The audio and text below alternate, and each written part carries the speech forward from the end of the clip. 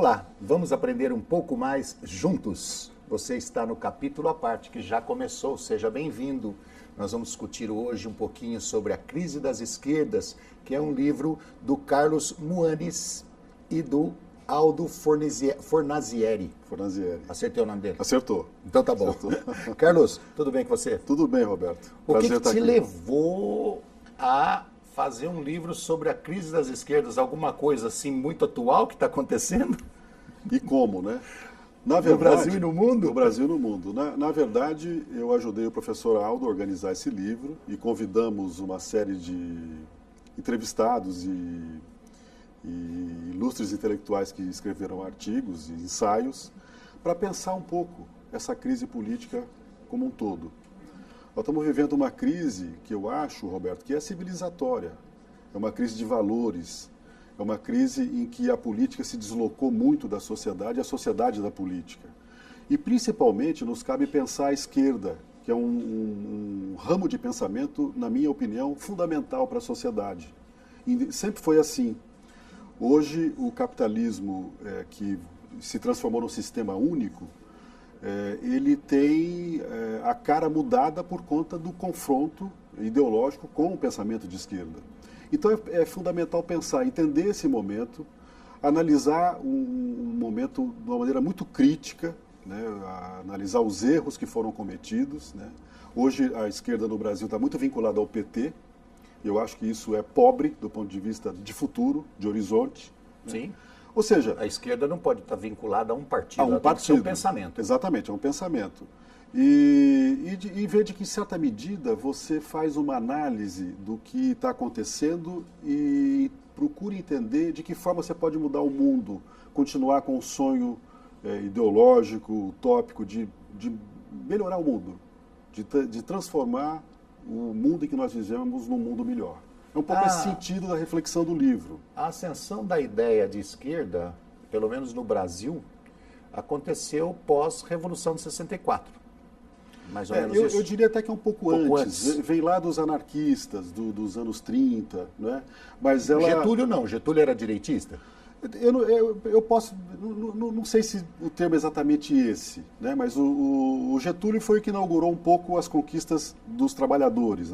A preocupação com a CLT nasce com o Getúlio, né?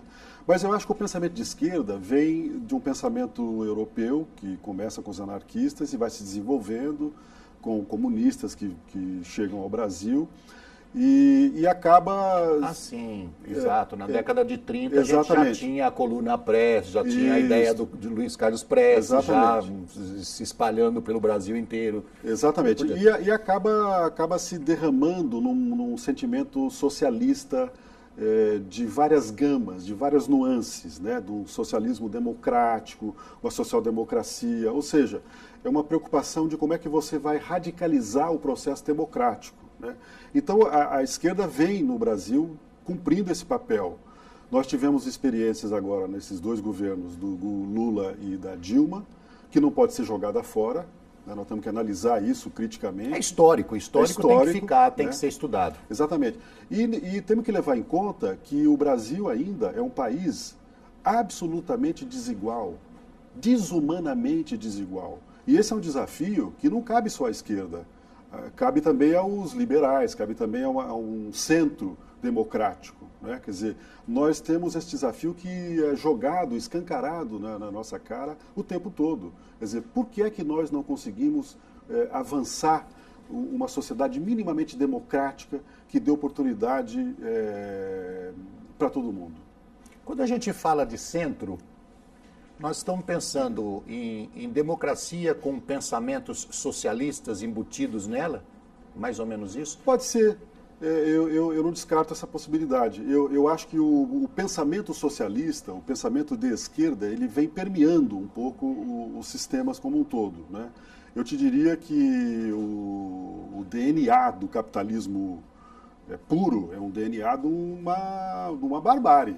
É o DNA do salve-se quem puder. Sim. É o DNA de quem deixa as pessoas que tropeçaram lá atrás ficar no chão. Né? Quer dizer, então eu acho que esse Cachorro pensamento... morto todo mundo chuta. Todo mundo chuta. Então eu acho que esse pensamento é fundamental para humanizar um pouco essa questão, dizer, não, pera um pouquinho, nós temos os excluídos, nós temos as pessoas que estão padecendo, né? Nós temos o planeta Terra que está sendo degradado pelas forças econômicas que não têm nenhuma preocupação ambiental. Né? Então é uma espécie de um freio ideológico para poder fazer um contraponto da ganância. E na minha opinião, Roberto, é um freio que traz um pouco um componente de solidariedade, um componente de conforto e de preocupação com os excluídos. A gente fala, o socialismo hoje, principalmente no Brasil, se você vai discutir aí entre as pessoas, o socialismo está muito ligado a sindicalismo, a greves, a paracidade, né? Quando se fala em política, a corrupção. Né? Exatamente. Então, se misturou todas essas ideias erradas, né? Ou pelo menos aquela que atinge a população, aquela que fere, aquela que dói, né? Aquela que maltrata o povo, se misturou na ideia do socialismo por causa dos partidos que não conduziram bem, que fizeram besteira, que não foram socialistas e sim foram gananciosos, e sei lá qual é o nome que se pode dar a esse tipo de pensamento. Né? Então hoje o socialismo está realmente, o que você falou, está em queda na cabeça das pessoas, falando, não, isso aí não serve. Você tem toda a razão. E eu diria mais, quer dizer, a esquerda, do determinado momento do governo Lula, a Dilma, ela virou uma esquerda corporativista, uma esquerda de sindicalistas mesmo, né? E se desconectou com a sociedade, ela virou uma esquerda de gabinete, né? E acabou entrando no sistema de financiamento de campanha, como todo mundo entrou. Quer dizer, não vamos esquecer que as duas principais bandeiras que o PT conseguiu chegar ao poder foi a bandeira da ética, da luta contra a desigualdade e da luta contra a corrupção.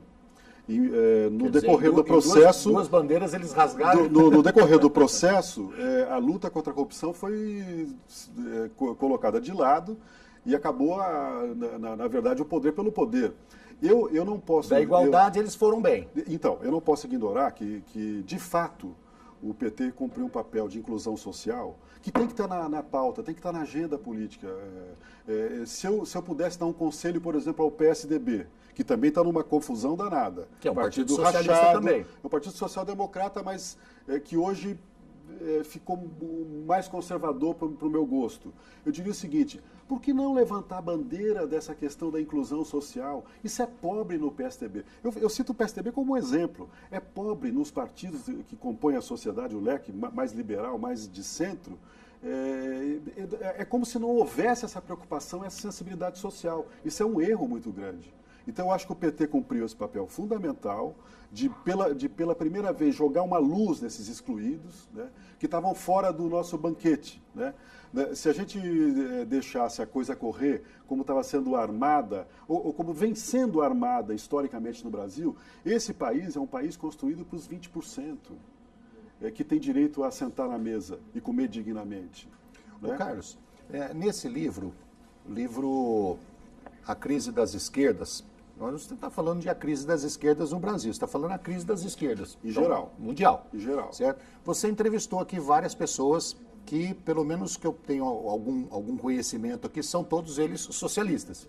As pessoas entrevistadas. De certa forma. Todos eles são socialistas. Tem alguns aqui mais ferrenhos, né? Tem mais ativistas, mais radicais, exatamente. Tem alguns xiitas no meio. Mas a gente procurou fazer um leque amplo, para não colocar uma tendência só. E como é que eles respondem ao seu questionamento? A crise das esquerdas, você deve ler, acompanhar a política. Política é bom, política envolve a sua vida. Todos nós somos políticos. Tem gente que fala assim, eu não me envolvo em política, eu não gosto de política. Você é político por natureza. Você é político. Você é político desde criança. Você faz política com seus irmãos, você faz política com seu pai, com a sua mãe, você faz política na escola, né? Faz política em todo quanto é lugar. Você sofre as consequências da política feita por outros. Da sua política mal feita na escola, você sofre consequências. Exato. Mas eu quero saber o seguinte, estes caras aqui, entrevistados, você fala assim, eu quero saber como é que está a crise do seu pensamento. O seu pensamento está em crise, e aí como é que eles se respondem? Essa pergunta é um pouco cruel, né? Mas enfim, eu diria o seguinte, a vantagem do livro é que o professor Aldo sugeriu vários desses nomes, é que ele dá um amplo leque. Nós temos, por exemplo, o Sérgio Fausto, que é ligado ao Instituto Fernando Henrique Cardoso, nós temos o Boulos, que é um ativista, o Renato Chanini Ribeiro, que, na minha opinião, é o maior filósofo brasileiro hoje, que tem uma visão política fantástica, enfim, o Rui Fausto, que é um estudioso do marxismo. Ou seja, a gente fez um leque muito amplo para não ficar... só no radical ou só no liberal? Para não montar uma igrejinha. Quer dizer, nós é que sabemos das coisas, o nosso grupinho. Então, eu acho que eles acabam nesse livro atirando para todos os lados. Eles fazem uma reflexão histórica dos erros da esquerda, do socialismo real, do comunismo, que hoje não tem sentido mais você ter saudade do que aconteceu com o comunismo real, você tem que superar isso. Não, o comunismo faliu, né? Exatamente, faliu por várias razões, né?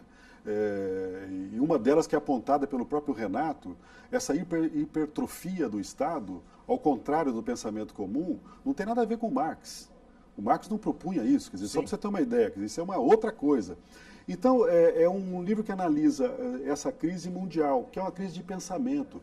Eu acho que nós estamos num limiar civilizatório, né? Nós estamos vendo, de uma maneira muito dramática, o aumento da desigualdade no mundo, crescendo, né? Isso é um fato real. Se você pegar a Europa, pegar Estados Unidos, você pegar a Euroásia como um todo, quer dizer, você vê que as dificuldades são muito grandes, né? E no Brasil...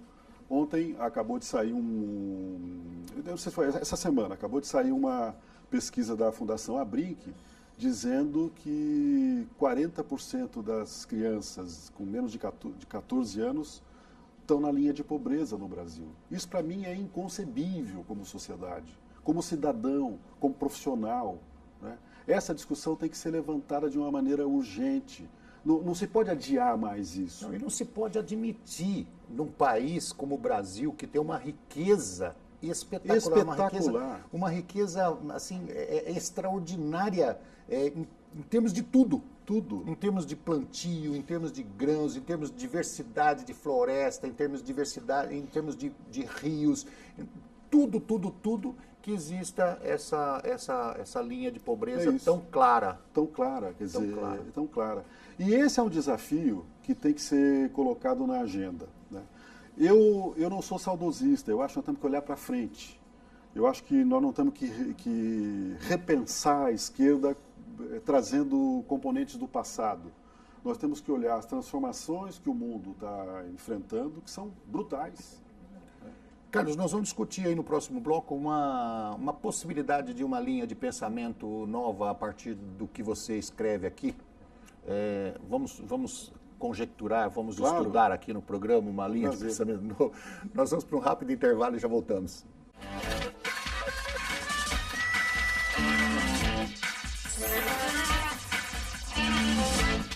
Estamos de volta com um capítulo à parte, hoje conversando com Carlos Moanes, que é autor, junto com Aldo Fornazieri, do livro A Crise das Esquerdas. A Crise das Esquerdas, um livro que deve ser discutido, lido, certo? Lido e discutido, não na primeira versão que eu falei, discutido depois lido, não, é lido depois discutido, certo?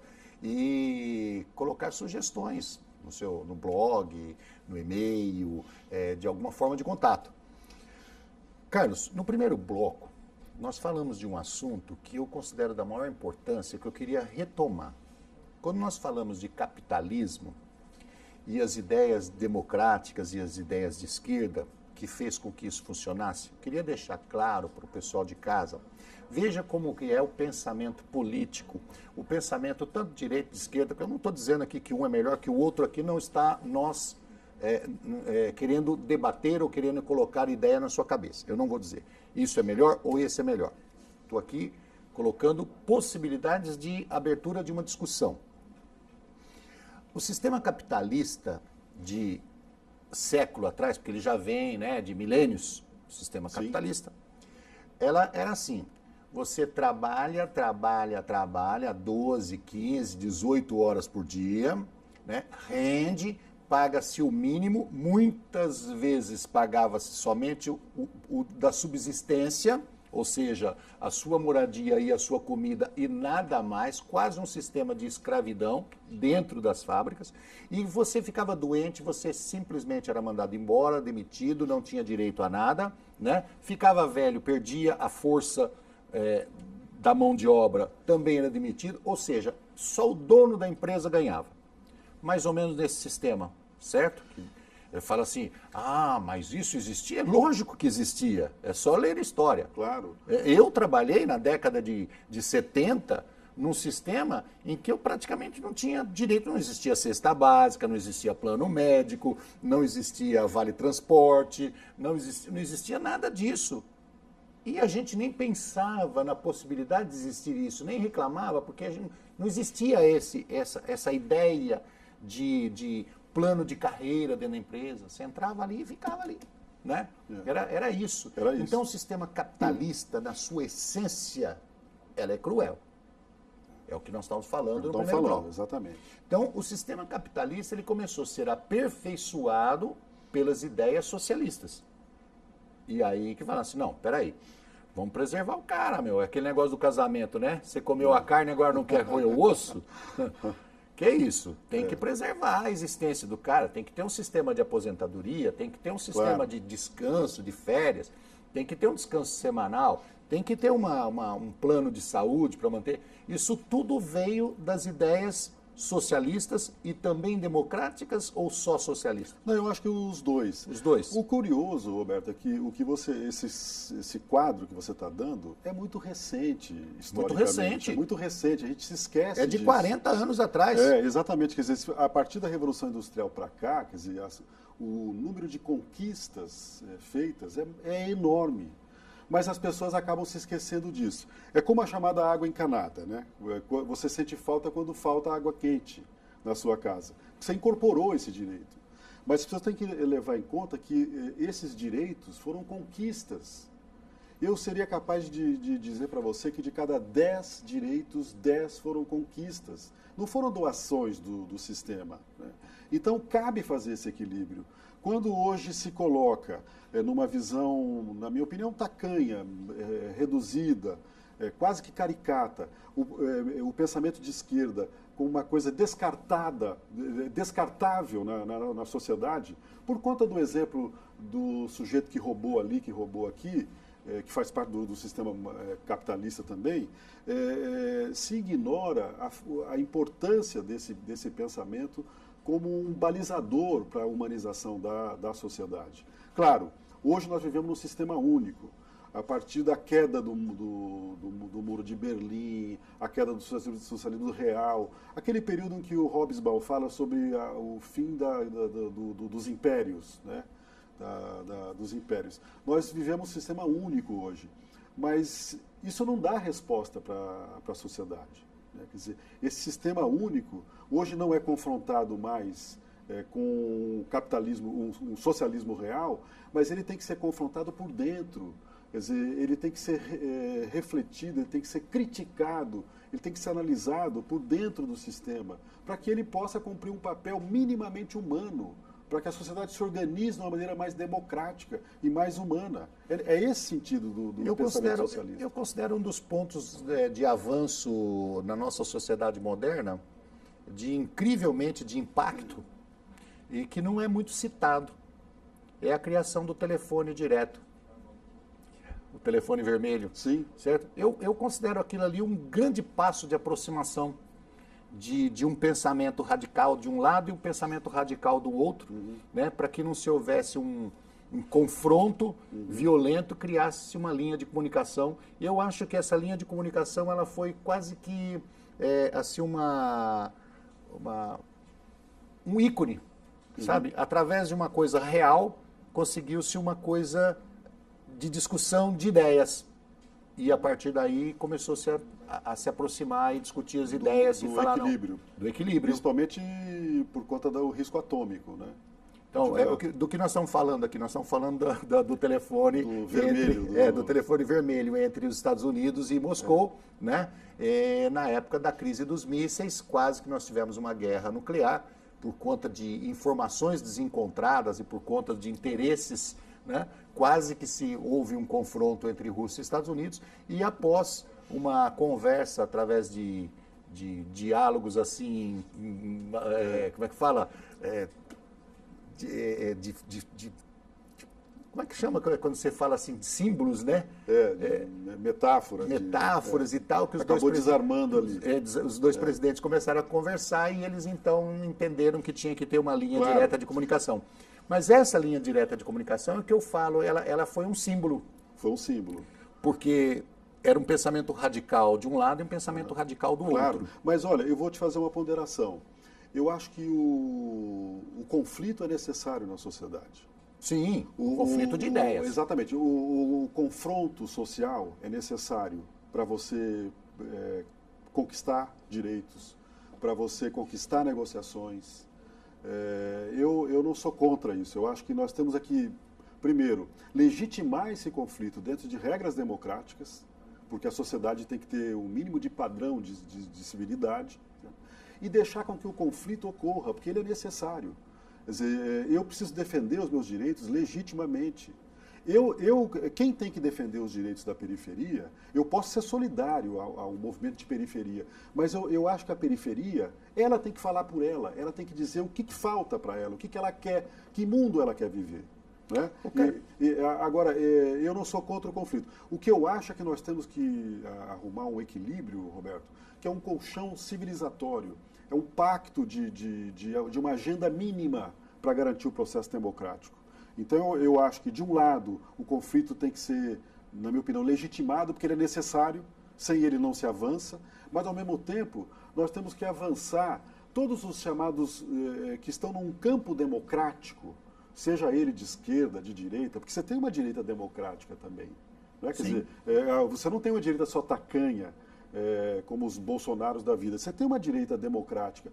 Então, eu acho que todos nós estamos num campo democrático, mesmo legitimando os conflitos e as lutas políticas que são necessárias, nós temos que preparar um colchão social minimamente digno. É isso que eu acho que é um desafio daqui para frente. Ô Carlos, trazendo da ideia lá das conquistas dentro das empresas, principalmente das indústrias, que há 40 anos atrás, com a gente, uma coisa muito recente, 40 anos atrás o trabalhador não tinha direito a nada, né? Um pouco antes não tinha direito nem a férias. Era direto, era explorado até o seu última gota de sangue e jogava-se. Acabou, joga-se fora, descarta o funcionário e contrata-se um novo. Tudo bem, essas conquistas até agora, 2017, nós tivemos aí, como você disse, de cada 20 conquistas, 19 foram através do pensamento de esquerda e de direita, democráticos e socialistas, certo? Por que esses dois pensamentos conseguiram conquistar tantos benefícios para os trabalhadores, conseguiram conquistar tantos direitos que até então nem se pensava? Por que esses dois pensamentos... Você fala da crise das esquerdas, mas a crise da direita também existe. Também, certo? claro. Por que os dois pensamentos que conseguiram melhorar tanto a vida do trabalhador e poderia continuar melhorando, por que hoje ela é desacreditada? Porque os seus representantes decepcionaram? De certa forma, sim, mas eu acho que tem um componente aí também. Na minha opinião, eu vou pegar o exemplo das duas principais correntes políticas brasileiras hoje, que é o PT e o PSDB, né? E seus agregados. Eu acho que foi muito ruim essa divisão brutal entre PSDB e PT, porque cada um, chegando ao poder, o que fez? Precisou fazer aliança um pouco fora do seu campo para poder garantir a governabilidade, que é o chamado presidencialismo de coalizão. Quando, na minha opinião, você tinha correntes importantes do PT e do PSDB que poderiam ter aberto um diálogo para avançar uma agenda minimamente. Isso não foi feito por razões as mais banais possíveis, até por vaidade, na minha opinião. Eu acho, vaidade. Até por disputa eleitoral, porque não, agora sou eu, não é você.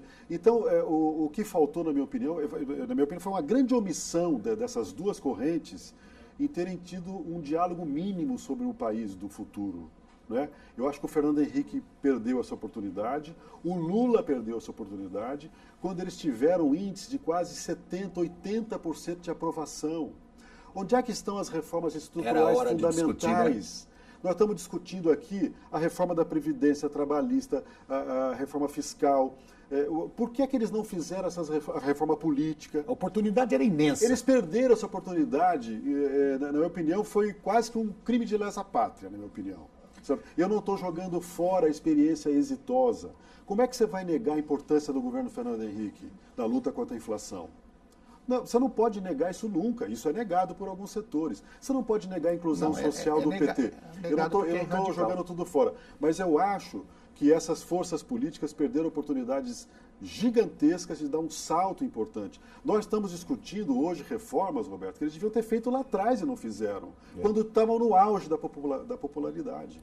Carlos, a pessoa que lê A Crise das Esquerdas, de repente tem vontade de discutir com você, tem vontade de mandar uma ideia, tem vontade de discordar. Né? Claro. Qual é o contato, qual é o site que ele pode entrar? Eu posso. E-mail. O meu e-mail é carlosmuanes@uol.com.br. carlosmuanes@uol.com.br. Terei muito prazer em discutir, conversar, não tem... Quando você falou agora é a minha vez, eu lembrei do último capítulo do House of Cards, certo? Que a mulher tomou o poder, botou o marido para fora, ela fala assim, agora é a minha vez. Você vê que a corrupção é um fenômeno mundial, Infelizmente é um fenômeno mundial. Né? Nós estamos conversando com o Carlos Muanes, que é autor, junto com Aldo Fornazieri, A Crise das Esquerdas.